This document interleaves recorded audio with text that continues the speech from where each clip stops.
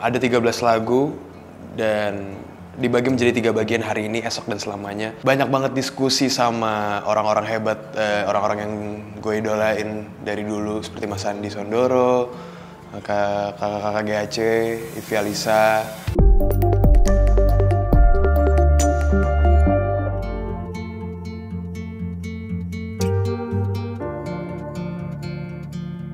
Rilis album Hari Ini Esok Selamanya merupakan suatu doa dan harapan sebenarnya.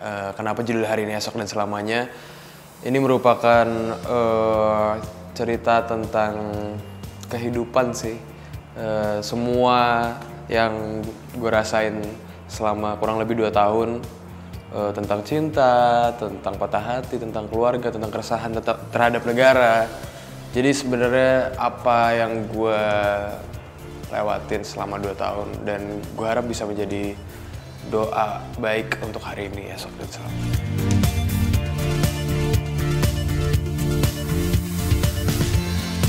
Tentunya di album Hari Ini Esok dan Selamanya banyak tangan yang terlibat dalam karya ini. Ada 13 lagu dan dibagi menjadi 3 bagian: hari ini, esok, dan selamanya. Dan 3 bagian tersebut ada maksud dan tujuannya masing-masing. Jadi sebenarnya hari ini, esok, dan selamanya itu merupakan kumpulan dari 3 bagian atau 3 harapan doa baik untuk hari ini, esok, dan selamanya.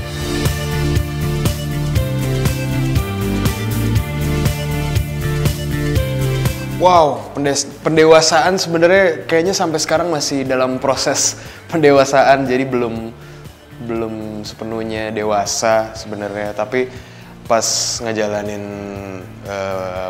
album ini banyak banget diskusi sama orang-orang hebat, orang-orang yang gue idolain dari dulu, seperti Mas Andi Sondoro, kakak GAC, Ivi Alisa, dan masih banyak lagi produser-produser di belakang layar seperti Mas Randy Pandugo, Mas Petra, Mas Topati, dan banyak tangan yang terlibat di sini. Dan sepertinya kalau disuruh pilih satu lagu nggak ada sih, tapi ini merupakan Raffi Sudirman yang sekarang merupakan hasil kolektif dari diskusi dan tukar pikiran sama orang-orang hebat.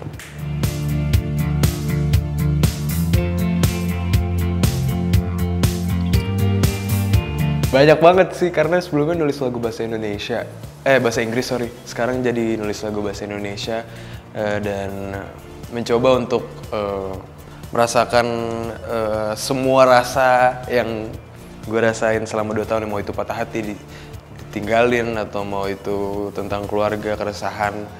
Jadi benar-benar harus sensitif banget terhadap dan peka terhadap apa yang sedang terjadi gitu sih, itu mungkin tantangannya.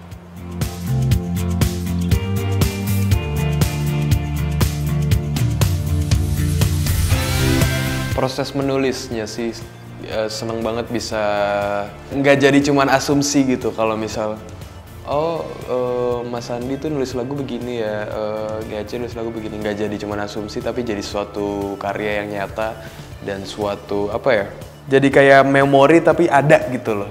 Soalnya jadi sesuatu lagu gitu, dan belajar banyak banget sama orang-orang hebat, dan sampai sekarang pun masih belajar. Dan paling berharga ya dari proses belajarnya itu, karena gue suka banget ngobrol, gue suka banget diskusi, dan suka banget tukar pikiran.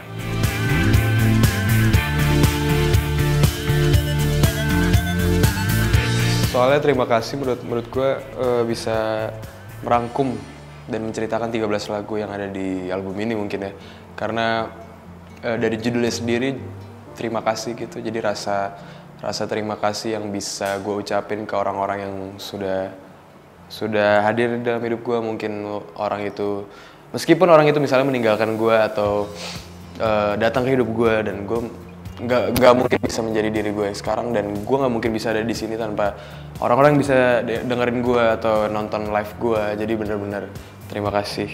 13 lagu ini dirangkum dengan satu lagu, terima kasih.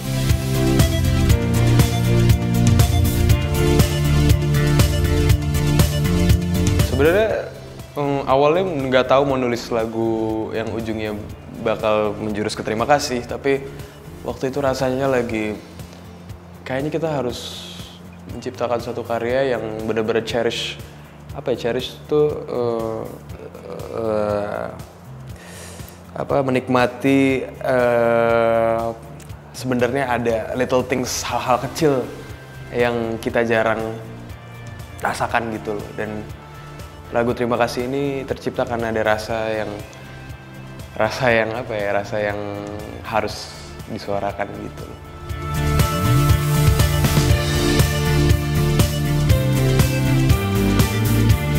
Seru, centil.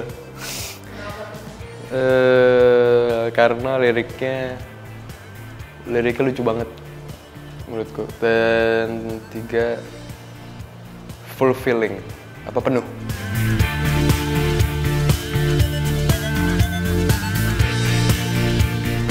Pertama-tama karena tadi Aditya merupakan idola gue juga. Terus setelah ngobrol-ngobrol banyak, ternyata pas ngobrol musik nyambung banget. Dan pas kita nulis bareng langsung dapat lagu Terima Kasih gitu. Nggak direncanakan sama sekali, tapi waktu datang ke rumahnya cuman pengen ngobrol, tapi ya udahlah nulis lagu, tiba-tiba abis itu jadi karya.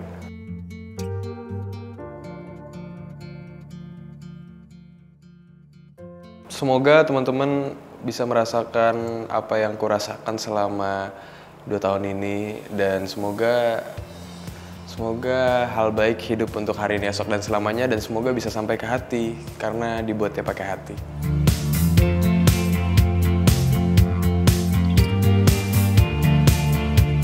Dalam semua hal sih kayaknya rasanya 13 lagu ini cukup menjelaskan rasa-rasa yang sebenarnya teman-teman juga bisa rasain setiap hari gitu. Ada rasa gundah, ada rasa sedih, ada rasa kecewa, ada rasa jatuh cinta gitu. Dan kayaknya bisa didengerin setiap hari, dan apapun moodnya itu tinggal pilih lagunya apa.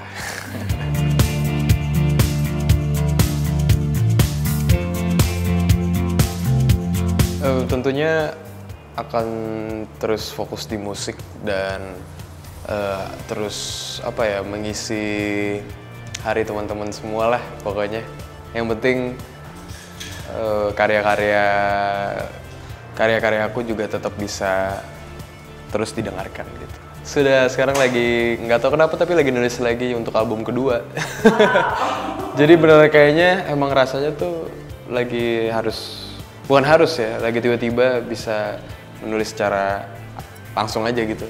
Biasanya emang harus ke-trigger dulu sih, harus dapat rasa yang tiba-tiba wow gitu baru nulis.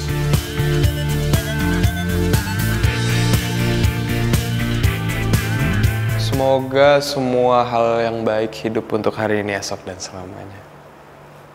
Jangan lupa dengerin album Hari Ini, Esok, dan Selamanya ya.